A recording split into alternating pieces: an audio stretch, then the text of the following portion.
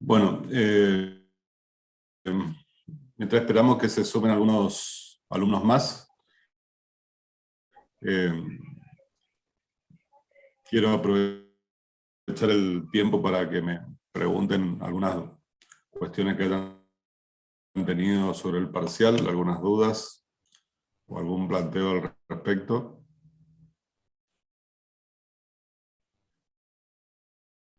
Tienen la posibilidad ahora.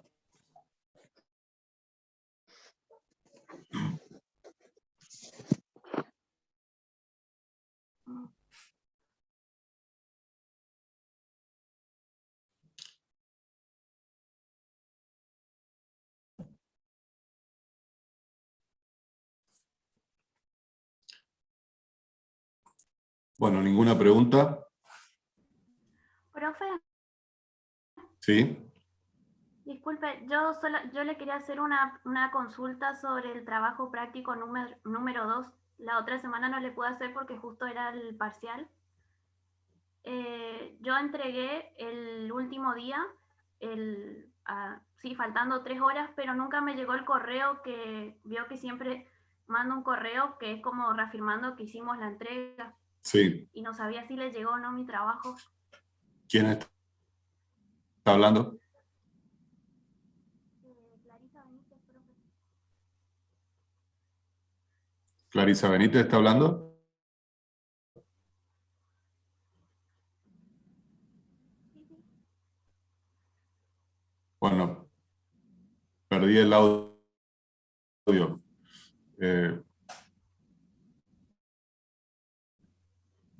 La verdad, tendría que mirar en este momento, salir de aquí y mirar el aula virtual.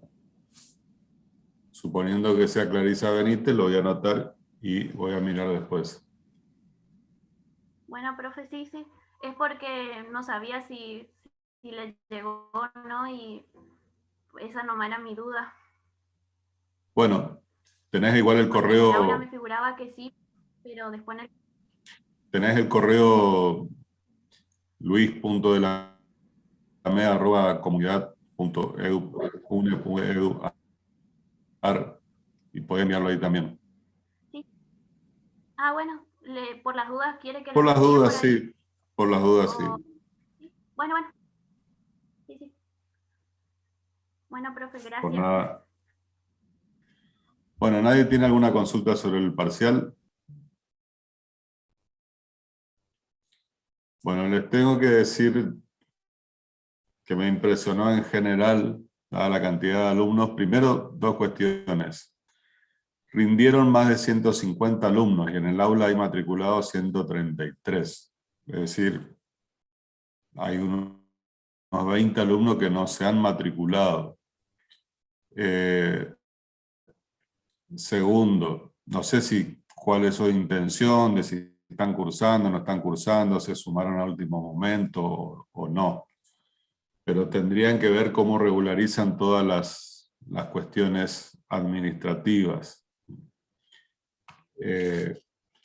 Lo segundo es que en las clases que he tenido yo, por lo menos, no sé, lo de la doctora Gómez Carelli, nunca hubo más de 100 alumnos, es decir, que hay por lo menos 50 que no asisten a clases.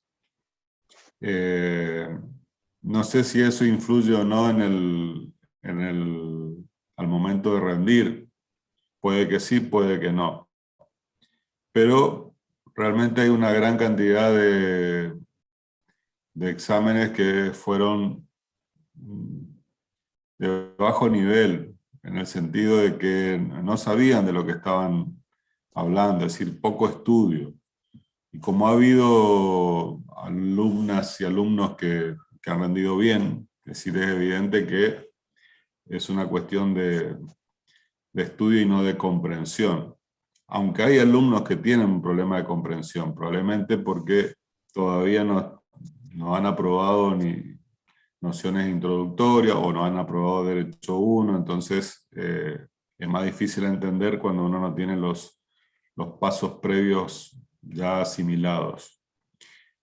En las clases, en la última clase o la anteúltima, me han preguntado qué temas iban a entrar en el parcial, cómo se iba a tomar, y yo recuerdo haberles dicho puntualmente, el 14 bis es algo que tienen que saber de memoria.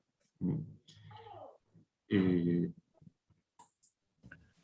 nadie lo sabía de memoria. Profe, Es decir, una sí, consulta. De esos 150 alumnos que rindieron, ¿cuántos aprobaron?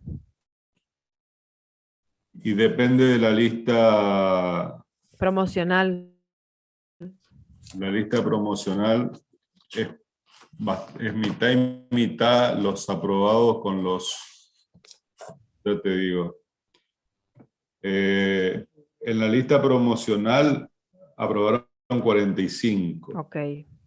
y insuficientes hubo 30, ausentes 44. Ahí ya son 90, sí, ya son como 120. Pero a su vez había la lista de condicionales.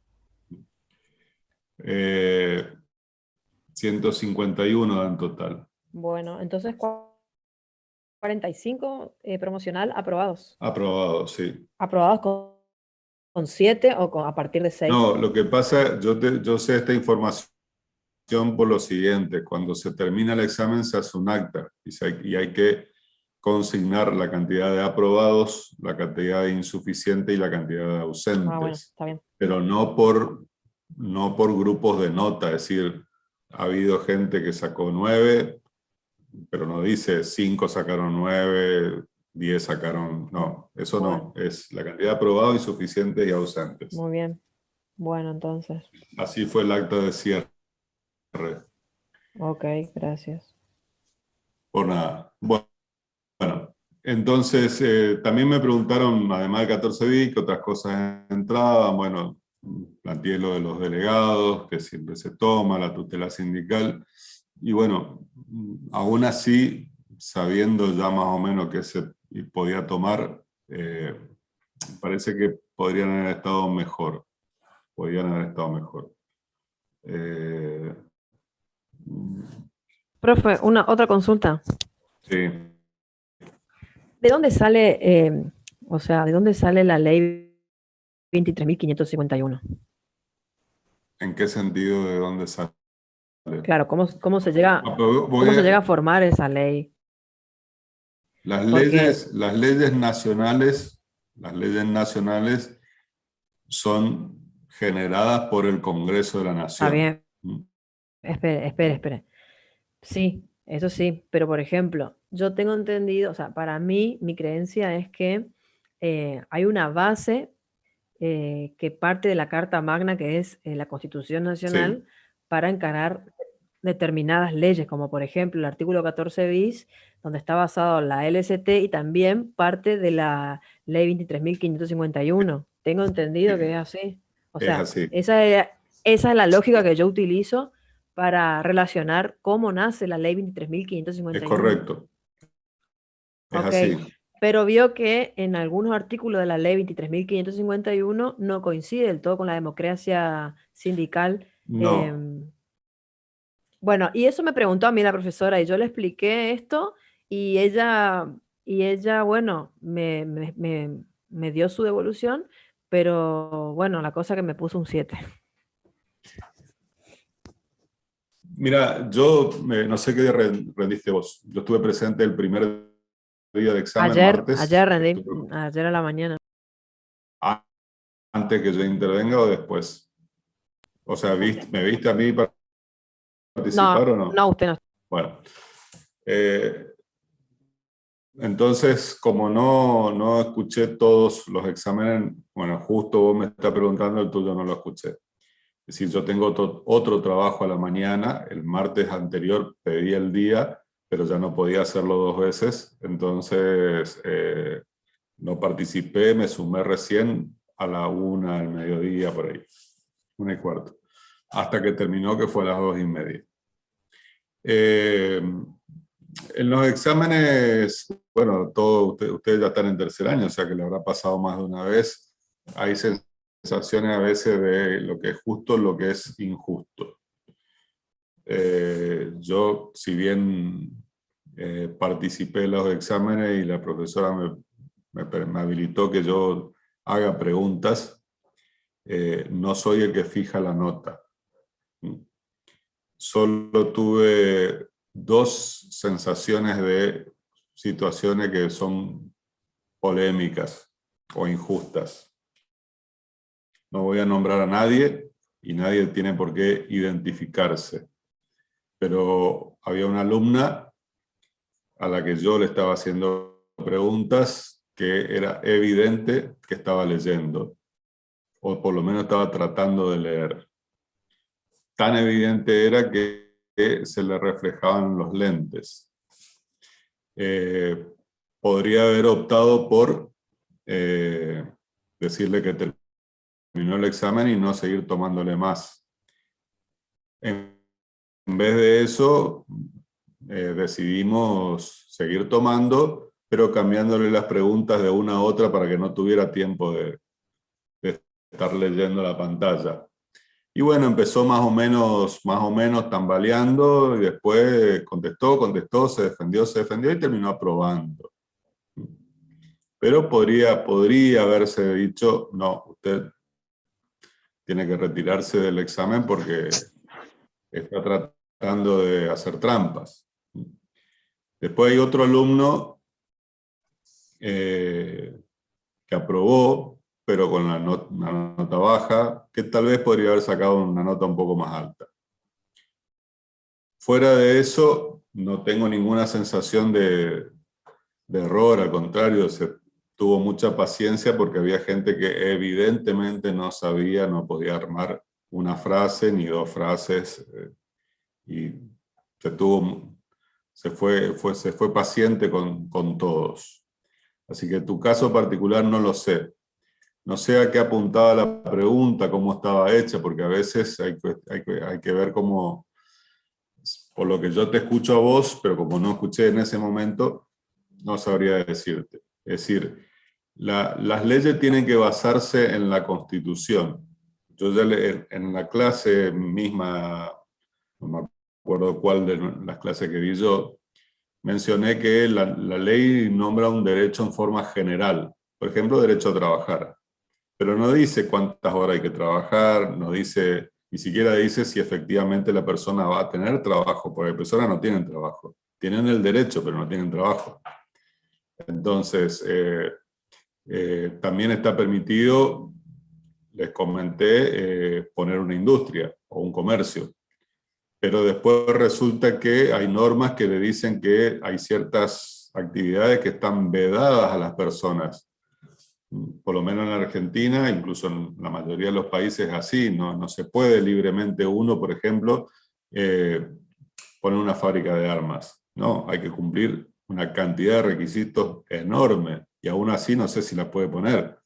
Entonces, el derecho que dice la Constitución de ejercer industria lícita está limitado después por las leyes. Entonces, el derecho a una organización sindical libre y democrática que dice la Constitución, después está limitado por la Ley 23.551. Cuando la limitación es demasiado abusiva, el afectado puede plantearle a un juez que declare a esa ley inconstitucional porque va en contra de los derechos y garantías constitucionales. Le pueden dar la razón o no. Es cuestión de que tiene que demostrar, es un juicio, hay que demostrar lo que uno afirma. Entonces, el sistema nuestro, por eso ya en la unidad 1 se habla del modelo sindical argentino, y la propia doctora Gómez Carelli, que tiene trabajo sobre el tema, explica que no está tan de acuerdo nuestro modelo con los principios de la Constitución o el convenio 87 de la OIT sobre libertad sindical. Es así. No obstante eso ser así, la Argentina, con todos los gobiernos radicales, peronistas, lo que fuere, con todos los gobiernos, siempre defendió ese modelo y resistió las críticas de la propia OIT, que le ha llamado la atención varias veces, y no parece que se fuera a cambiar. Bueno, el Eh, régimen del modelo sindical por el artículo 14 bis, en la ley 23.551 y pluralidad sindical, resolución 255/2003. sí, la pluralidad sindical que rige en el sector Exactamente. público. Bueno, ese es nuestro Bueno, modelo sindical. claro, pero como nosotros estamos habituados mentalmente a concentrarnos en la actividad privada. ¿Por qué? Porque cuando ya estudiamos Derecho 1, la ley de contrato de trabajo no se aplica al sector Exactamente. público. La ley de contrato de trabajo es para el empleo privado. Entonces, siempre que razonamos el derecho, tenemos una tendencia a concentrarnos en la actividad privada y nos olvidamos de la actividad pública. En los propios parciales a veces se vio, es decir, hay gente que dice esto es así y se olvida de la otra parte que no es así. Entonces, ¿cuál es nuestro modelo? Unicidad. En nuestro modelo, la unicidad sindical, si hablamos del sector privado. Si hablamos del sector público, se admite la pluralidad. ¿Cómo el sistema en su conjunto? Bueno, en su conjunto tenemos que decir que no se favorece la pluralidad. Ahora, los que defienden el modelo dicen que la Constitución garantiza que con la simple inscripción uno tiene derecho a construir una organización sindical. Sí, perfecto. Pero después resulta que esa organización no tiene todas las facultades necesarias. Entonces, ¿para qué voy a hacer una organización si después no va a poder ejercer todas las facultades? Yo necesito, si yo no estoy de acuerdo con la UTA que tiene la personería gremial y tengo la libertad de formar otro sindicato, ese otro sindicato también tiene que tener todas las facultades, porque si no, ¿de qué me sirve? Bueno, esos son los debates y las discusiones. Discusiones que llevan 50 años. Es así. De todas maneras, eso no responde a tu pregunta particular. ¿Por qué interpreto que vos pensabas que contestaste bien y que merecías mejor nota? No estuve presente, así que no sé. No, solamente yo contesté como le estoy comentando a usted, y esa no es mi duda, pero igual quería repasar. No entiendo el criterio nomás que usó la profesora para conmigo en ponerme la nota que me puso, pero bueno, rendiré el recuperatorio. Sí, no puedo decir que estuvo bien o estuvo mal. Solamente los dos casos que yo mencioné, que los involucrados sabrán o no, que sabrán que estoy hablando de ellos, y lo demás, en general, creo que todo ha sido correcto. Los trabajos prácticos, hay una pregunta acá en el chat.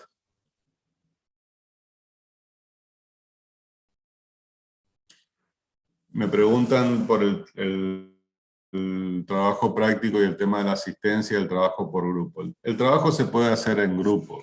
Ya les dije eso, el grupo hasta de 5 personas.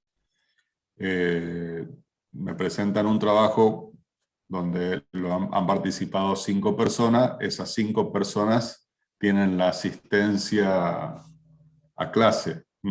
Porque el criterio de asistencias no se basa en quienes están presentes ahora, sino en quienes presentan los trabajos prácticos. No sé si con eso le contesto la pregunta. Entonces, no hace falta que cada uno envíe, lo que hace falta es que estén los nombres incluidos en el trabajo. Bueno, ¿alguna otra duda?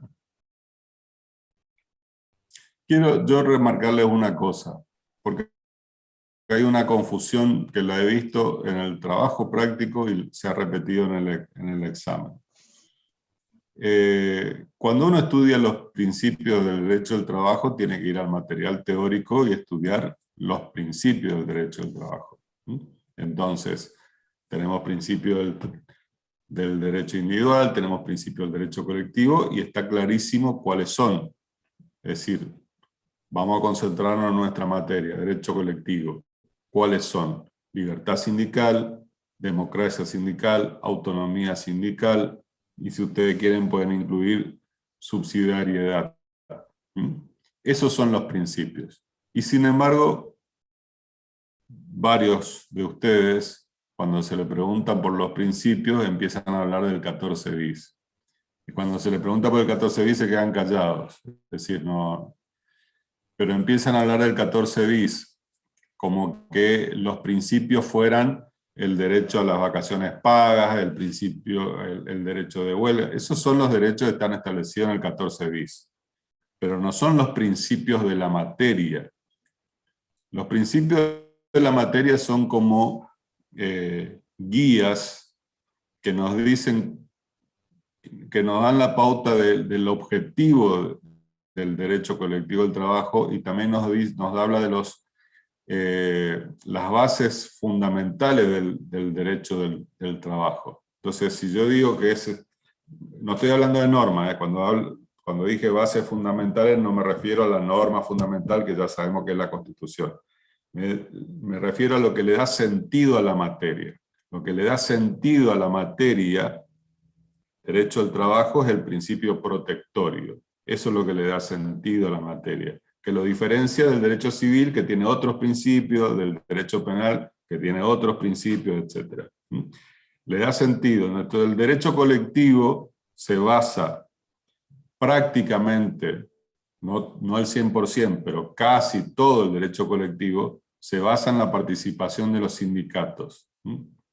Por eso lo diferencia el derecho individual, porque tenemos una persona nueva, un sujeto nuevo, que es el sindicato, que es una persona de características colectivas y que interviene en nombre de todo el colectivo. Por eso tienen la representación gremial de todo el gremio, de toda la actividad o de todo el oficio, de toda la empresa. Entonces, ese sujeto colectivo es el que le da sentido a esta materia.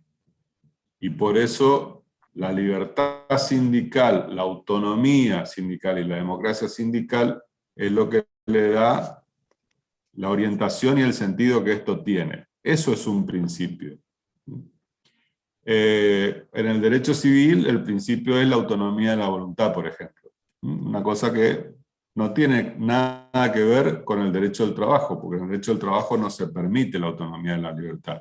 En el derecho del trabajo prevalece el orden público, es decir, obligadamente no tiene autonomía el trabajador para firmar el contrato que se le ocurra con el empleador. No tiene. Entonces, otra materia con principios diferentes.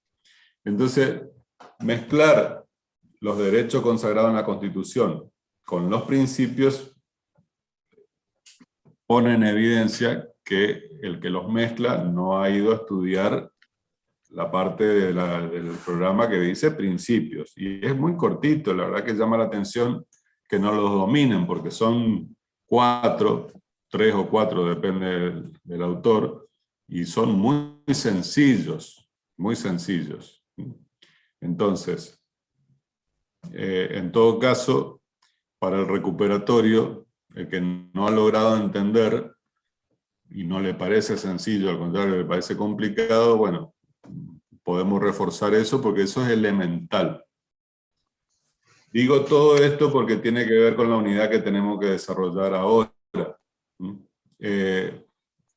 Si esto se corta, les aviso, el enlace para entrar al siguiente turno, a las 3:15, es exactamente el mismo. Así que lo único que tienen que esperar un momentito que llegue la hora, porque cuando se corta empieza a grabar y demora 3 o 4 minutos en terminar de procesar la grabación.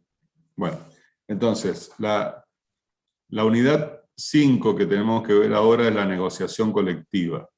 No es posible entender la negociación colectiva sin entender que participa el sujeto colectivo, porque ya el nombre nos está diciendo, es una negociación colectiva, lo opuesto a una negociación individual.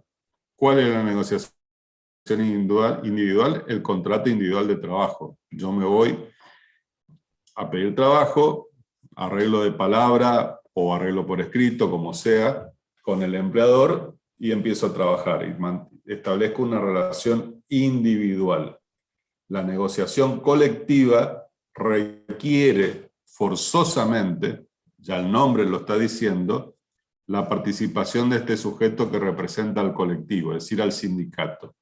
Por eso el programa está armado de la forma que está armado, es decir, la primera unidad tenemos una visión de cuáles son los sujetos, en la unidad 2 las normas en las cuales se regulan cómo se relacionan estos sujetos, en la unidad 3 nos concentramos en el sujeto sindicato, y en la unidad 4, que es las 4, 5 y 6 son la clave de toda la materia, tenemos la negociación colectiva. Y son las unidades que hacen a las relaciones laborales más que ninguna otra cosa. Es decir, no importa que ustedes no estudien abogacía, sino licenciatura en relaciones laborales. La negociación colectiva, el conflicto colectivo y el convenio colectivo de trabajo son la clave central de las relaciones laborales. A ver si esto sigue o se corta. Bueno. Quedan 4 minutos. Entonces, bueno, el tema es que para nosotros lo que deberíamos haber aprendido con la unidad 2 es que todas las relaciones, ya sea de persona a persona, ya sea de persona a Estado, ya sea de sujeto colectivo a sujeto colectivo, todo está normado, todo está regulado. Para una cosa súper sencilla como es rendir un examen, la facultad tiene una norma, tiene una resolución del consejo directivo, etc. Bueno, lo mismo pasa en todos los órdenes de la vida, y sobre todo en el mundo laboral. Todo está normado. Entonces tenemos esa escala de normas, nos permite ir comprendiendo cómo está regulada la relación entre las partes. Partiendo de la Constitución Nacional, partiendo de los tratados internacionales, partiendo de los convenios de la OIT, siguiendo por las leyes específicas, continuando con los decretos que reglamentan esas leyes específicas, las resoluciones del Ministerio de Trabajo, si hay o no, los convenios, etc. Entonces todo está regulado. Entonces la unidad que nosotros vamos a ver es la negociación colectiva.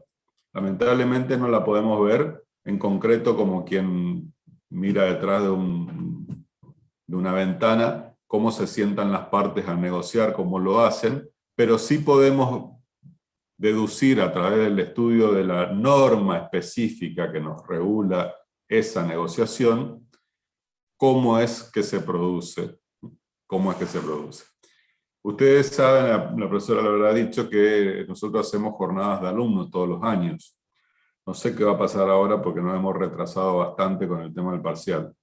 Pero otros años los alumnos han ido a los sindicatos a hacer trabajo de campo. Cuando el año pasado que no se podía, llamaron por teléfono, se comunicaron de todas maneras. Y uno de los temas interesantes a consultar es justamente cómo se produce la negociación colectiva. A ver. Bueno, entonces, como esto ya no sé en qué momento se corta, vamos a dar por finalizado acá y nos vemos directamente a las 15:15, ¿sí? Hasta luego.